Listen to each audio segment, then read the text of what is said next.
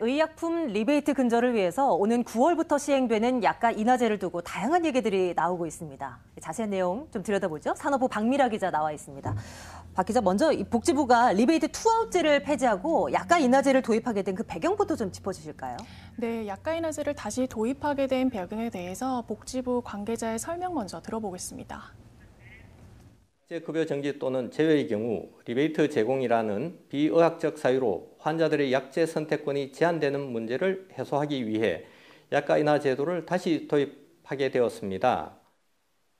복지부의 설명대로라면 리베이트 투아웃제를 손질하는 것은 투아웃제로 애꿎은 환자만 피해를 입었기 때문이다? 뭐 이렇게 해석해 볼 수도 있겠습니까? 네, 맞습니다. 지금까지는 불법 리베이트로 무리를 빚은 의약품에 대해서 건강보험 급여를 일정 기간 정지하거나 또 급여 대상에서 아예 제외를 시켰습니다.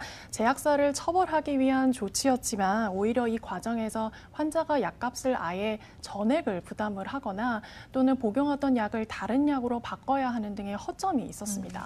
이런 한계 때문에 이제 약가 인하제가 다시 시행이 된다는 거죠. 앞서 리포트에서도 뭐 부활됐다라는 표현이 있었는데요. 과거에도 약가 인하제가 시행된 적이 있었습니까? 네, 2009년 8월 복지부는 리베이트 행위가 적발된 품목의 약값을 인하하는 리베이트 약가 연동제라는 이름으로 인하제를 시행을 했었는데요. 최대 20%의 인하율을 적용이 됐기 때문에 그 당시에도 리베이트에 적발된 제약사의 경우에는 매출 등에 상당한 타격이 있었습니다. 하지만 리베이트 인하제는 다 시행한 지 5년 만인 2014년 7월 1일에 폐지가 되고요. 대신 리베이트 투아웃제가 새로 실시가 됐습니다. 하지만 투아웃제 역시 실효성이 떨어진다는 판단하에 다시 폐지가 되고 인하제가 부활된 겁니다. 그런데 이 약가 인하제 도입을 두고도 말들이 많은 것 같아요. 이 복지부나 이 제약업계 간의 견해차가 전혀 좁혀지질 않더라고요. 네, 리베이트를 근절하고자 하는 정부의 취지에 제약업계 역시 동의한다고 했습니다.